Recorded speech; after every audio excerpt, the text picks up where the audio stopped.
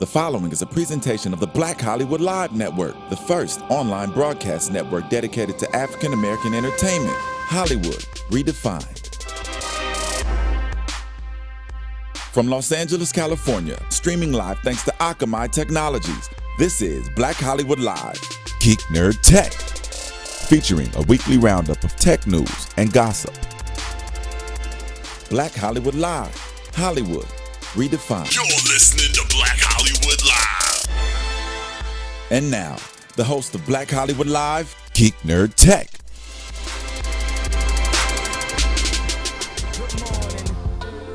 Yeah. Good morning. It is still morning, right? Absolutely. Morning for us. Good morning. Welcome to Geek.Nerd.Tech, the show where we break down tech news and nerd culture from a black and brown geek perspective. It's a mouthful for me after 2 years. I'm Joe Braswell. I'm joined as always by Keely Shine. What's up, Keely? What up? What up? How you doing? I'm good, man. Very good. Blessed to be alive, man. Just, getting better every day. Me too. Yes, sir, man. I'm trying to get incrementally better every day, by tiny amounts. Hey, man. Walk, crawl, walk, run, man. That's right. Got to start somewhere. So that was our boy Kanye. Yay. Kanye West. Yeezy. Who basically shut down Midtown Manhattan yesterday.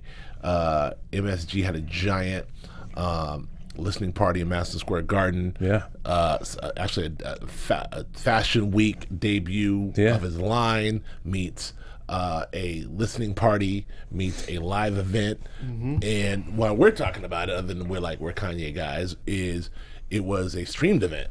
Absolutely. It was exclusively streamed on Tidal, and I watched like 80% of it live, and I didn't expect myself to, but I found myself not being able to look away from Kanye.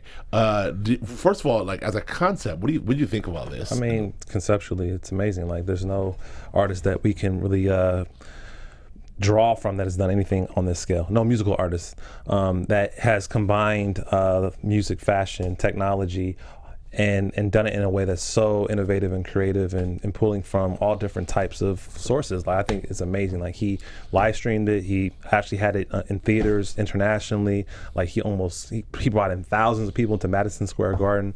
He dropped his album release, like album listening party, fashion show, like video game launch. Yeah. Like, he's hitting you from multiple angles, and just to show the sophistication of his artistry and how culturally relevant Kanye is, and like all the yapping, all the egotism that people might characterize him as, like but it's proof in the pudding. Like, he's bringing out all stops and showing flexing all creative muscles.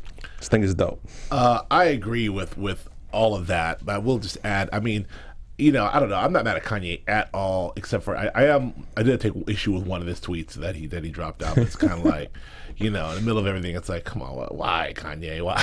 Which one was that? Bill Cosby's innocent. It's like in the middle of it, it's like, what? Where'd that come from? Like, there's so much evidence. Everyone's like, yeah, well, it's happened. He's like, nah. It's just not to harp on that, but it's just kind of like, it's not a funny tweet. It's kind of an insensitive tweet, given all those women, who are doing that. But anyway, that being said, this is a dismissive tweet, to those 97 women, But anyway, other than that, I mean, it's Kanye. But look, as a spectacle, I thought it was really amazing. As a art piece, I thought it was really quite amazing to have all those like, it was something like, it was probably about 300 people covered in a sheet, like for about 30 minutes or more, just like until he unveiled them. They stood there longer. And it's this idea of like all these people standing in one space, debuting the clothes, just statuesque, and Kanye like prowling around like, like that's it's kind of dope. It's powerful, man. And then just the idea of him at the laptop, playing tracks, selecting tracks, wanting to hear tracks, the whole entrance with the family all in white, it was a lot going on. The video game, the last I checked though, he was still recording his album like in Studio City like 3 days ago.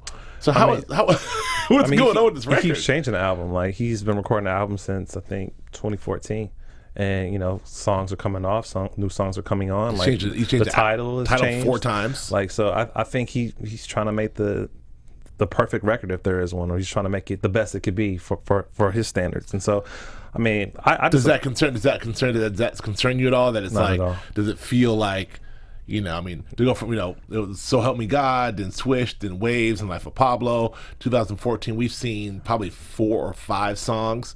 None of those songs will probably be on the album. I don't think Kanye is going to put out anything that he's not proud of. And so in terms of the stuff switching, I think that might even be part of his strategy. It's a talking point. Gets people, excited about it. Oh, he changed it again. Or I wonder what it's going to be like. I don't think there's anything that he does. Like, I think a lot of what he does publicly is strategy. It's an act. So you believe it's all calculated? Oh, for sure. I mean, a lot of it is impulsive. Like some of the things that he says, like in the moment. Yeah, that could be impulsive. But I think the big moves, the big chess moves, are very strategic. Just knowing what I know about Kanye and his camp, like they're very smart dudes. They're not just doing stuff. They have a track record of success. They're not just doing stuff just because. And like you can't just on a whim get Madison Square Garden and construct a giant art piece, fashion show, that's video high level game sophistication. Launch. You can't just do that like on a whim, you know. So there's definitely some planning and thought. The power of that Fashion Week, like, is so relevant that a lot of I think 2 or 3 like major designers like postponed or canceled, or rather postponed their own fashion show because of his. It was just so like dominating in New York. Like that's crazy. Yeah, I mean, if you have an event at Madison Square Garden, I mean, in the middle of Manhattan, something that's kind of as big as it gets for an event. I mean, like in Manhattan. I mean, there's no bigger venue in Manhattan, so you have to go out to the Bronx for Yankee Stadium or something else. Yep. But I loved it. You've heard the record at all? Any tracks? I've heard a few songs. 30 Hours, I think that's one that a lot of people have heard. Which one is that one? Is that the one? The one that I loved was the Future one. Yeah, that's a good one. That one's kind of a heat rock. I like what he's doing in terms of and we can move on from this. I like what he's doing in terms of the music direction. Like, he's trying to combine like a Mobb Deep feel, very gritty, grimy, with kind of like a soulful feel, like a throwback soulful feel. And I love that Kanye. And I think if he showcases that throughout this album, I think it's going to be a home run grand slam. Yeah, well, we know, like, for a Beautiful Dark Fantasy, he put in the studio, what would Mobb Deep do? So, for everyone come in, so we'll see what he does on this one. All right, well, I'm very excited about that. Record comes out today. Is it out, or is it next week? I think the record drops today. Yeah. Well, who knows? I don't know. Who knows? I mean, it was changed. It can't be mastered. Right. I mean, do they master records anymore like that? Yes, they do, of course. I mean, but it's like, how's he like working on it yesterday and it drops down? I don't know how the record industry works anymore. Hey, man, when you have money, the mastering, whatever. Yeah, all right, we go on. I'm sorry, we digress. But speaking of the music industry, Tidal announced a $1.5 million donation to civil rights organizations, which I think is significant. And it comes on the heels of Beyonce dropping that super, super, super incredibly powerful, dope video for Formation right around Super Bowl, which I don't know if we talked about that. We didn't try to talk about that. No, we have not. It was so Tidal quietly has 3 major events happening kind of like simultaneously. Yeah. And it really, I just want to we'll talk about the 1.5 million in a second, but I don't know. It's like one of these things where don't count out Jay-Z just yet, because I know Tidal is it got launched and you were one of the ones who's like, a Tidal ain't gonna make it, but the power of launching that Rihanna album, even though it got leaked and that kind of got screwed up, but the power of the Rihanna record, and then on top of the Beyonce thing, on top of the Kanye stream, like those 2-3 things alone were major pop culture events that you all had to go to Tidal. Mm-hmm. Guess what happened to me? I downloaded Tidal. Mm-hmm. It's been a year or whatever it's been. Mm-hmm. I'm on Tidal now. I was on Tidal like 3 or 4 times. Now I'm poking around. Yeah. It's working. What do you think? Well, I mean, I think you could have that conclusive statement it's working when they say they've made $100 million off subscriptions, but we don't know that yet. So I think it's working in terms of like attracting. It's a draw in terms of like these are big ticket events that people want to have access to. I think that works. But in terms of people saying, I just watched the Kanye release, I'm about to sign up now, subscribe to Tidal. I don't know if that's translating over. So yeah. But I mean, either way, like I think how they're positioning the brand and different marketing things they're doing, I think is very sophisticated and smart. And people want the access, and so if they can figure out a way to, like I said, transform that into people actually spending monthly money, then that's good. I don't have the stats yet on how many people watch the live stream, but 20 million. 20 million right there. Well, there it is. 20 million. So like, and you can only that's huge. You can only see that joint on Tidal. Man. So that's something. And I don't have the numbers. Maybe you do, and how many people watched, how many views the Beyonce video had. But everyone was talking about it. Yeah. So. And what did you think of that the video and that launch of the Beyonce's formation? Again, like the brain trust that they have is on a high level. Like what they're doing, the layering of how they're rolling out their product, I think is very sophisticated. Like it's smart, and they're thinking of all angles. They're looking at the whole entire chessboard and 10 moves ahead. And so I think just like taking a stance like that, I'm proud of her for doing that, and especially on the biggest, most televised show in the history of the medium of television, you do something as provocative and symbolic as that. Like that says a lot. As her artistry and her ethics and her principles, and just having that reflected back to us as Black people, I think is a great thing. A lot of people are being critical of her from both the Black community and outside, but I applaud what she did. I think it's very, very cool. I mean, critical for all. Well, I mean, obviously the thing is she's sort of come out, and the video is just unapologetically Black, and she's unapologetic about her Blackness, and very provocative about what she's saying about everything from the old South and the new South to Katrina to Black Lives Matter to all this other stuff, all in one video, and with some dope visuals and dope choreography, and the song is good. So and to do this like you said in front of 1 billion people at in Black History Month. Yeah. I mean, I don't know. There's been a lot of writing on this. I mean, I know that Carmonica and Wesley did some writing on it on the New York Times, and people are talking about it. But I don't know that this really speaks to the power of pop music, Black music, Beyonce. It really speaks to that. If you get to a point where this is Michael Jackson status, where you can go up here and do what you're doing, and then have everyone sort of follow you along. Yeah, like Beyonce is Beyonce. She doesn't have to sort of like be accessible to everyone else anymore. She's like, okay, now I'm done being accessible. Like I'm gonna do me, and people still are following. Yeah, like white folks, Black folks, old, young. Yeah, that's real power. That's superpower. Yeah. I mean, Hillary doesn't have that right now. Man, it's amazing. It's amazing that she's flexing her muscles in that way, and I think it's needed. I think we need our artists, our athletes, our entertainers to be more vocal and more expressive about what's happening to us. Yeah. I think, entertainment purpose, like we want to laugh, have fun, and do all that stuff. But like, let's talk about some of the things that are serious, and the tone should be. It still could be celebratory, but at least let's address things that are happening. Right. And so I like the fact that an artist of that level was that visible and that vocal with some of the things that we are facing. Yeah. And then, we talk about the strategy, like before you even drop the video, you and your husband and, your company, you donate, $1 million+ to, nonprofit organizations and the Black Lives Matter organization. I think that's strong. It's strong because it says a lot about, people. I mean, look, like it just sort of makes them not doesn't make them bulletproof, but when you're on a high level like that, at the highest level of exposure as Jay-Z and J.B. are, and you do something, the arrows will come, the rocks will come. I mean, even when Jada, for instance, gave that press conference about the Oscars, everyone's like, "What about Flint, Michigan? Like, what about you? You and your husband got so much money. Why don't you worry about Flint? Instead of worrying about your Oscars." And so, and that was from both sides. I don't know who it was, but that was from both sides. But so the classiness to be able to say, oh, by the way, we're putting our money where our mouth is, and this is they're related but unrelated. This is my art, and this is how I'm expressing myself, and this is what I'm saying. But oh, by the way, I'm also doing this. So shut up. Yeah. I love that. I mean, I can't say enough about that whole launch, and as it relates to Beyonce, as it relates to culture, but as it relates to Tidal. Yeah. Because the fact that I'm just more blown away by the two. Like in 1 week, I had two major, almost unprecedented culture shifts that came filtered through Tidal. Yeah. Like that's not to be slept on. It's not. That was like the Kanye thing yesterday and the Beyonce thing coming through Tidal as a high fidelity music streaming company. I don't sleep on Jay-Z. That's all I gotta say. Never sleep. I don't know. I was sleeping a little bit, but I don't know. I don't know what's possible. They botched the Rihanna launch though. The Rihanna launch got a little botched because someone leaked it or whatever. But all right.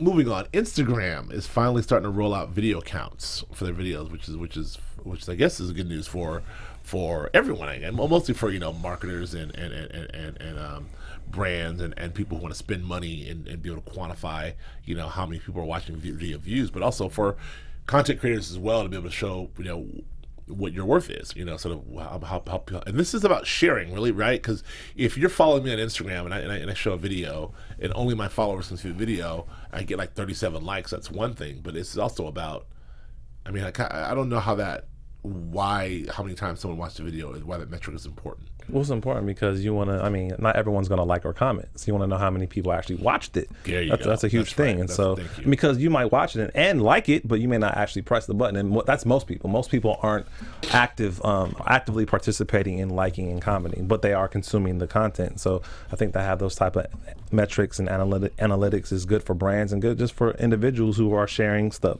just to see like, hey, this is something that people like. Let me do more of this or less of this. Yeah, and I think it's cool in a sense too. Like, not only are the people that are following you able to consume it, but you might be on the popular page, or you might be on you might be on, like, if someone likes the video or someone does comment on the video, someone that's not following you might see the person that liked your video and then want to watch the video as well. So I think that's cool too. And then to see how all those kind of like ramp up in terms of a final number. It's dope. It's kind of late. Like I've been wanting that. You know what I'm saying? Yeah. So, well, I'm glad it's here. It seems like a no-brainer, but right. It's finally here. Netflix for Valentine's Day came out with a little infographic that we all thought was very cool and funny.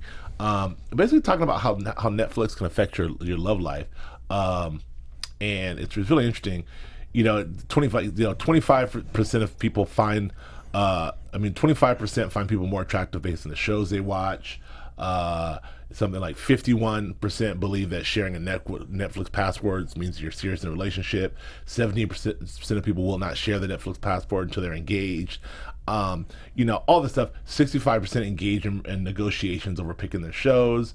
58% of people bond over Netflix.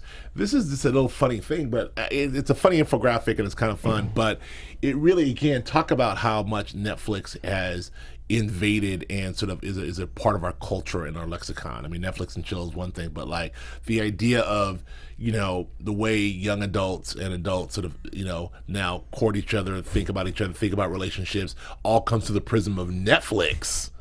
Is a pretty remarkable thing for a brand. Yeah, that is pretty remarkable.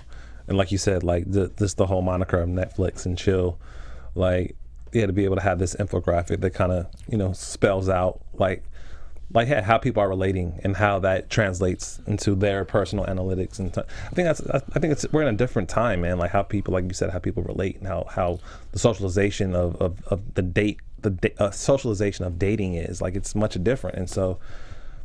Yeah, like you might, instead of going to the theater or going to a movie, you're at home watching Netflix, and then that conversation, it's a conversation piece. What should we watch? Like how that evolves, how that impacts the relationship. Even people that aren't dating, like you put that on your profile. Yeah. Like, hey, I like TV shows like this, and this to trying to find a match with someone that likes the same. Like, just interesting stuff. Yeah, and this kind of speaks to what I was kind of getting at last year, which I was kind of dancing around, which I couldn't quite articulate the way I want to articulate it, but it speaks to these technology companies now are really sort of like are embedded in our culture and interpersonal lifestyles more than any other kind of company has been in the past.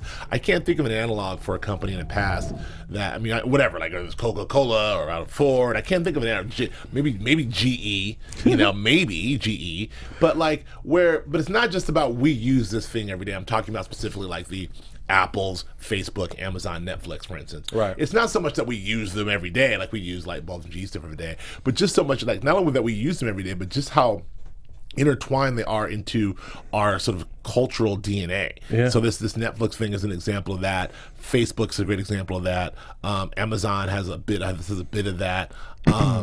Apple is very much integrated in sort of in culturally into what we do and everything we do and see.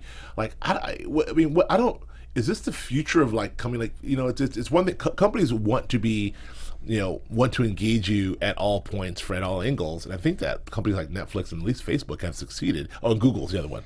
Like they're just in our lives. Like they're just there. Yeah. I don't know. I'm not no real comment or discussion about it, but it's just I think it's fascinating. It is very fascinating, and it speaks to our dependency on technology. I'm not saying that it's all a bad thing, but in this sense, it's just different. It's a different way of living. Like we're in a different zeitgeist. We're in a different. We're a different generation. Like so, just how we live and how the technology is incorporated into our lives is just changing the way we interact and how we output everything. Everything's just different, and it's going to continue to be different. And the last thing, why it's so interesting with Netflix is Netflix is just started off as just a service provider. Mm-hmm. We're here to deliver you movies that other people made. Yeah. Like I'm not making anything. I'm just delivering you DVDs. Yeah. Now I'm embracing the technology that allows you to stream movies on your thing. And now they're doing original content, and it's a wrap. Yeah. Like they are like Netflix is everything. Netflix is everything. It's like every network rolled into one. Yeah, it's not just every network. It's television, it's movies, it's documentaries. Yeah. It's all of that. It's really remarkable. It's just where that brand has gone. Anyway, speaking of brands, so the Super Bowl happened. What's the Super? Yeah, something called Super Bowl happened, and Denver Broncos won in a very low scoring game, as we all know. Cam Newton did not win. Peyton Manning did, or rather Denver's defense won rather. But there were a lot of Super Bowl ads, and there's some argument over which ones are the most popular and the funniest ones, but there's some quantifiable evidence as which ones are the most viral. But overall, this year was not as popping as the previous 2 years. No, in terms of just engagement, in terms of not do you think it's because it was the spots, or I personally thought that the spots were boring. I can't really think of one spot that I was like that I loved. I didn't love any spots. Me neither. I didn't really laugh. I can't remember ones I laughed out loud on. Even the Kevin Hart one just felt a little flat. Flat. Yeah. I don't know. So just on this top 10 for all of you saw the Heinz ketchup one, the Wiener Dog one. People love that because people love Wiener Dogs. Didn't particularly love it. The Drop the Ball, Steve Harvey one. On a side note, I think it's also remarkable how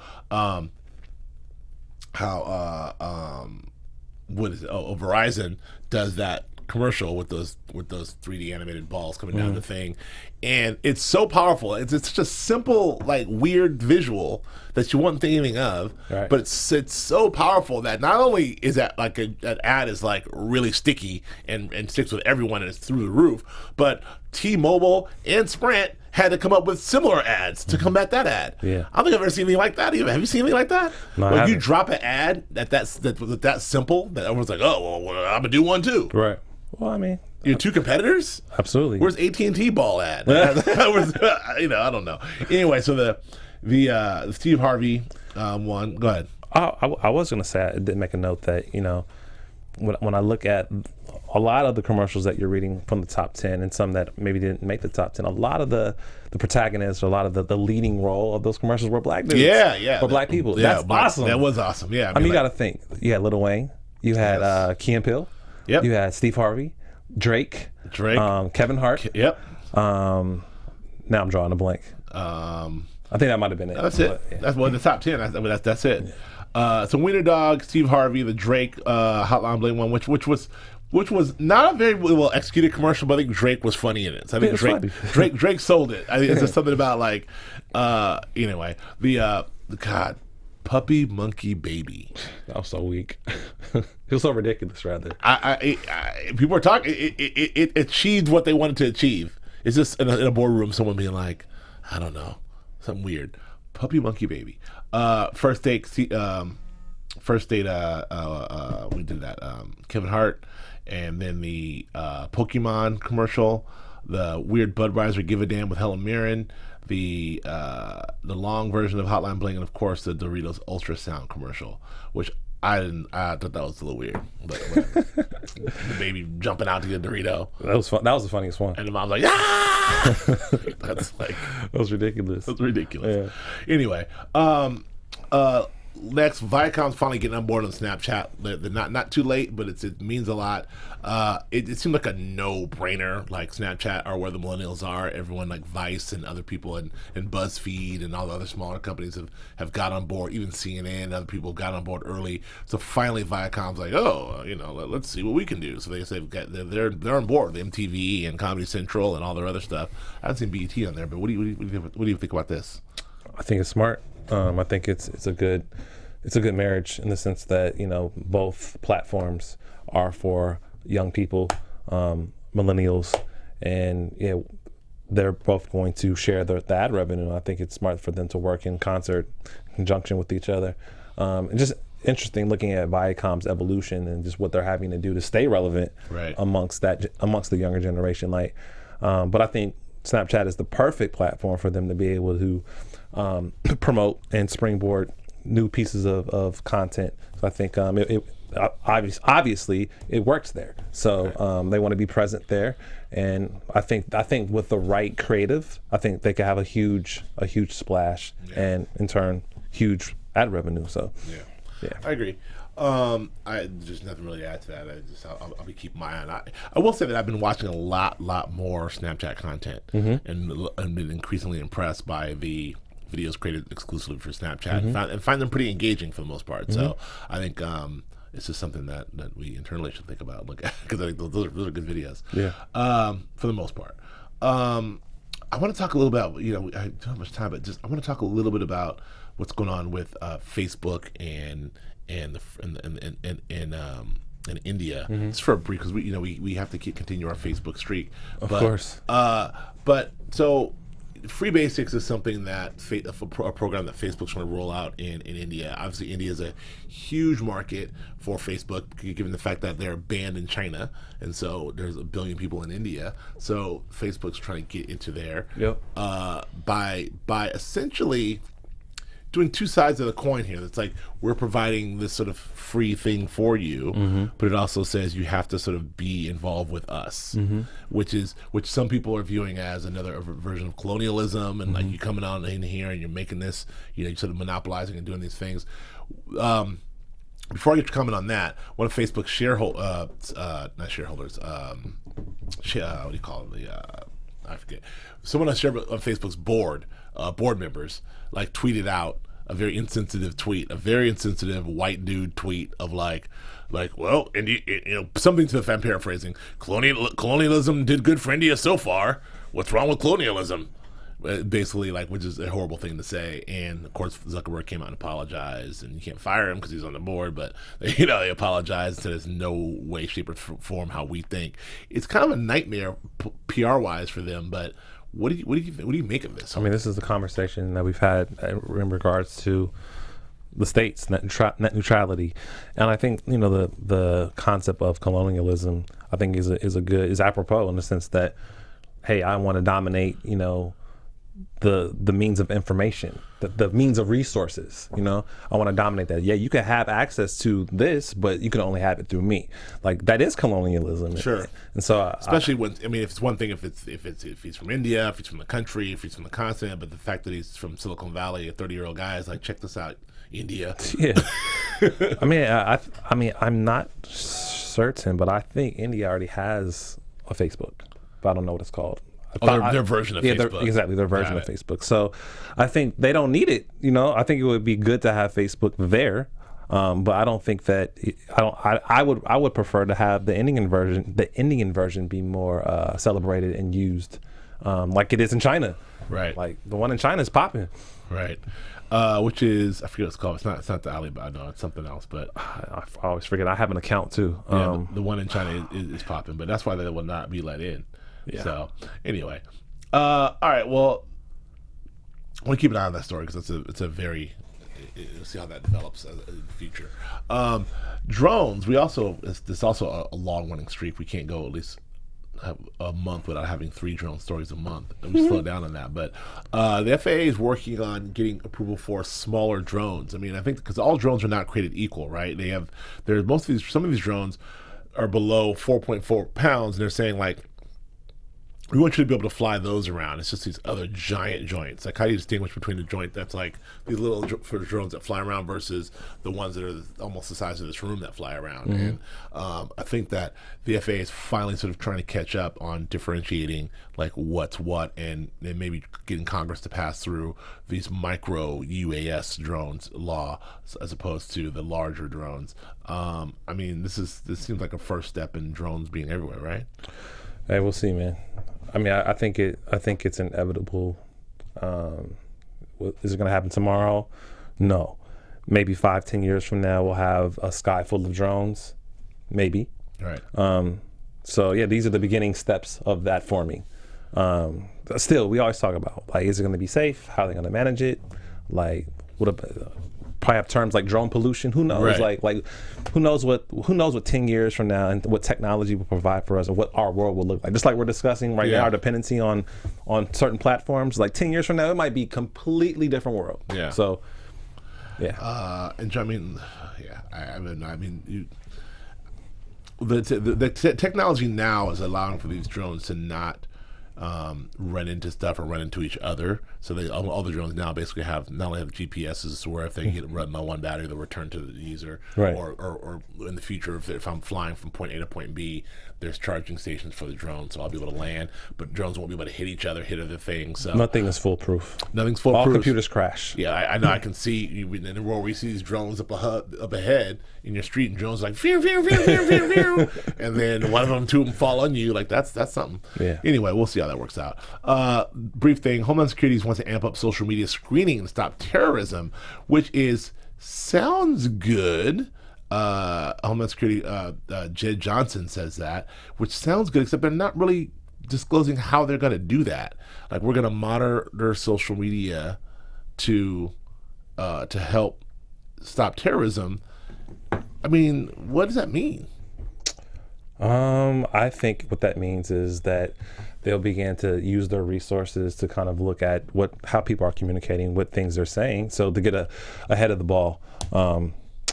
And I think that maybe the reason why they haven't really used that as a strategy before is because of a lack of finances for that. And so I think what they're saying is that we need to make us more visible, give us more power, give us bigger ears, so that we can be able to pinpoint what's happening before something like San Bernardino happens. And so I think that's kind of like what the premise is behind that. So. Right. Okay. It's like whatever, I mean, we'll see. It's dubious. Really quick, Uber is selling a $28.5 million lawsuit. Basically, and this is a weird class action suit, but basically, people brought a class action suit saying that because Uber said we're the safest route on the road, and we have industry leading background checks, but they didn't hold their drivers up against the sex offender registry, and there were like all kinds of other stuff, and so people were like suing, because obviously there were some issues with Uber, but so they got out in front of this. They're paying out a cool $28 million, which means we're all entitled to about 82 cents, but I'm gonna get my 82 cents though. What do you? This is a PR thing, and just get Uber getting in front of this right before it got too crazy. I mean, I think they were using certain languaging terminology that through the app, through the marketing materials, that they weren't able to stand by. And so I think because of that, like, that's where these two lawsuits came from, because like you can't say you're doing this, but you're really not doing it. So, and yeah, I can sue you because it's lies, slander. Right. So I think, now they're cleaning it up and making it a little bit more broad in terms of what they're saying. So that they're more protected, and so 28 million, I don't think that's really hurting them, but yeah, okay, fresh start, reboot. All right, let's get some quick hits on some pop culture stuff. The final Batman vs Superman trailer came out. Do you care? Of course. All right, of course I care. I feel like I'm a little getting. I don't know. My enthusiasm is just, I've been beat over the head with this for so long. My enthusiasm is like, it's having the opposite effect on me. I'm not like, I can't wait. I'm like, all right, already. I don't know, go ahead. Right, what do you think about the final trailer? I mean, I'm not like jumping out of my seat. Like, I'm not like, I can't wait. Like, this is going to be life changing. But I mean, it's cool. Like, March release, right? Yeah. March release. I think it'll be cool to see two of our favorite, comic book characters battle it out. Like, I think it'll be dope. Are you worried because of the March release that that's a bad sign? No, I think that's a smart move because of everything else that's coming in the summer. Crowded space. Exactly. Too So much space. why not just bang it out before, get that 100+ million box office and move on, They moved it because Star Wars moved into their spot. So Right. they moved out of Star Wars' block, and they couldn't move into the summer of 2016 because it's too crowded there. Exactly. So they dipped back to the spring, early spring. So, okay. We'll see. I mean, it looks dope. guess. You don't think the trailer looks dope? I'm on record. I'm out on Zack Snyder, so we'll see. Okay. I want to be impressed. I'm not saying it's going to be bad, but I'm just saying I'm not excited. Will Smith confirms Bad Boy 3 is definitely happening with Martin Lawrence, so that's we kind of knew that was coming, but it's definitely happening. Okay. I mean, are you excited? Yeah, I mean, come on, those are classic movies. Yeah. Like, hands down. Like, two of the funniest dudes, like, action packed. Yeah. Like, it'll be entertaining to bring them back. Like, they're getting up there in age a little bit, just to have them kind of like see them on screen again doing the same, banter. I think it'll be dope. I mean, I know Martin Lawrence is doing, but he better get in shape. Though, but maybe that might be a part of it. Yeah. I'm looking forward to it. I feel like Kevin Hart's on Martin Lawrence's corner a little bit though. Oh, for sure. So I don't know. It's gonna be good to see Martin come back and be like, "Get out of here, Kevin Hart." But those are classic films. Man. Sure. Everyone loves those films. For sure. Last but not least, Deadpool's coming out today. The reviews are through the roof. I was worried about the February release, but it turns out the February release is more because it's a R-rated, hard R-rated superhero movie. They had nowhere else to put it, so they put it in February, and it's going to pay off because this tracking, like, through the roof. The reviews are through the roof, and they've already greenlit Deadpool 2. So, are you excited? Yeah, I mean, I think that it'll be good. But I mean, I think the superhero space is getting noisy. Yeah, I mean, right. Like, it's kind of clouded. So I mean, some on TV, some on screen, some on podcast. I guess what I'm saying, am I going to run to the theater to see this? No, I'm not. Okay. Will I watch it? Yeah, I will. Like, Okay. when it comes out, when I'm able to download it or stream it or whatever, like, yeah, I'll watch it. But I don't think I will go to the theater for this one. Right.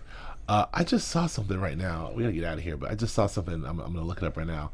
Dr. Dre to star in Apple's first original television series. What? This is a news breaking here. It's a dark drama. Wow. Called Vital Signs, starring Dr. Dre. Oh, I don't know, Apple. I don't know about that one. Hey, we'll see, man. We'll see how that material Vital license. Signs. Oh, Vital Signs is a semi-autobiographical drama that follows Dre's character through his responses to different emotions. Yeah. All right, we'll see about that. So man, we have a lot of string of things to cover probably in the future weeks. We got All-Star this weekend. We have Grammys. We have Oscars. Like, we still have to have our conversation about diversity. We have yet to have that, and I think it's important to have it on this show. Okay. So we need to maybe have that conversation. We will have bring in some people on that one. We will do that. Maybe as soon as next week, but probably not. But hopefully soon. But we'll definitely get that conversation in. Absolutely. All right, that's all we got. Thank you for listening. Thanks for joining us. Anything else, Keely? Nah, man. I think that's it for this week. Okay. Yeah, they could find the Shine on Instagram and Twitter at Keely Shine. What about you? At Joe K. Braswell on Instagram, Twitter. Joe J.K. Braz on Snapchat. I'm blowing up naked Snapchat videos. Wow. I'm just kidding. I don't know what I'm doing. Thank you for joining us. Thank you for listening. We will see you all next week. He's so impressed. I mean, damn, did you even see the test? You got D's, motherfucker D's, Rosie Perez, and yeah, it's barely passed. From executives Kevin Undergaro, Dario Kristen, Tiana Hobson, and the entire BHL staff, we would like to thank you for supporting Black Hollywood Live, the first online broadcast network dedicated to African American entertainment. For questions and comments, contact us. info@blackhollywoodlive.com. Like us on Facebook, tweet us, or Instagram us at BHL Online. And I am the official voice of Black Hollywood Live, Scipio, Instagram me @KingXOBay. Thanks for tuning in. Hollywood Redefined. The views expressed here are those of the host only and do not necessarily reflect the views of BHL or its owners or principals.